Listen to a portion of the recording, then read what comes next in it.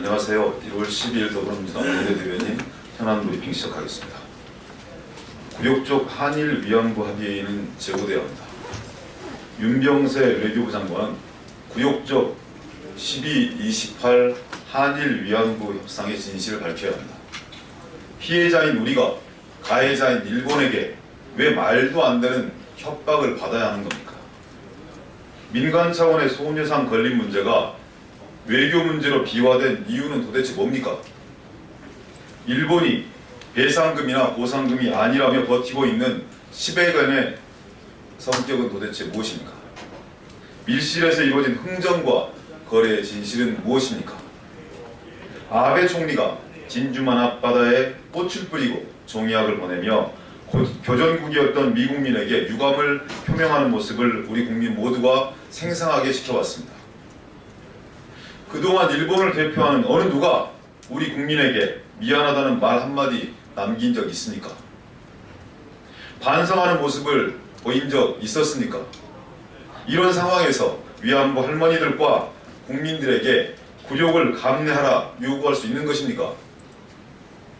한일 위안부 합의는 재고되어야 합니다. 결코 받아들일 수 없습니다. 돈이 문제라면 우리 당 당비를 걷어서라도 돌려주겠습니다. 나라와 국민을 더 이상 엿보이지 마십시오. 또한 굴욕이고 국민 무시의 장본인인 윤병세 외교부 장관은 즉각 물러나야 합니다. 자존심과 영혼을 팔아먹은 박근혜 정부 최장수 장관, 더 이상 참기 어렵습니다.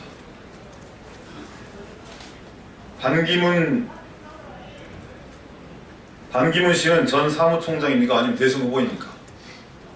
반 전 사무총장에 대한 외교부의 귀국 환영 행사는 있어서도 있을 수도 없는 일입니다. 일각에선 국제적 관례 운운하고 있지만 퇴임한 사무총장이 일국의 대선 주자로 나서는 일 자체가 전례가 없는 일입니다. 허황된 논리로 국민을 속이지 마십시오. 반 총장에 대한 외교부의 과도한 의전과 지원은 명백한 선거 개입입니다. 만일 반 총장 측에서 적절한 예우를 요청했다면 공권력을 이용해 대선을 치르겠다는 불순한 의도라고 판단할 수밖에 없습니다. 새로운 대한민국의 대통령을 꿈꾸시는 분이라면 결코 바람직하지 않습니다. 반 총장은 불필요한 의전 논란은 그만두고 임기 중 실정과 개인 비리 의혹에 대해 명백하게 입장을 밝히는 것이 우선임을 명심해야 할 것입니다. 올바른 용단, 역사가 평가할 것이라며 입이 마르도록 찬양했던 굴욕적 위안부 합의에 대한 명확한 입장도 밝혀야 합니다.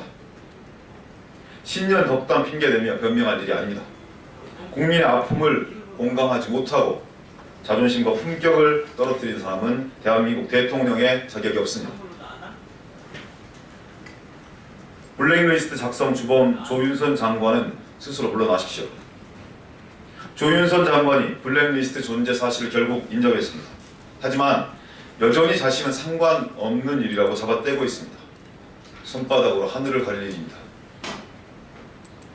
조윤선 장관은 부인과 회피, 동문서답으로 국회와 국민을 우롱해 왔습니다.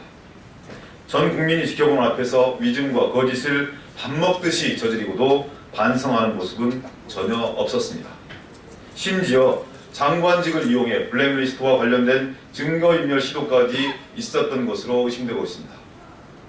조윤선 장관은 즉각 물러나야 합니다. 민간인 신분에서 특검 조사를 받아야 합니다. 국회에서는 위증하고 공직을 이용해 증거를 인멸하고 부당한 사상 검증으로 헌법을 위반한 자가 정부를 더 이상 대표해서는 안 됩니다.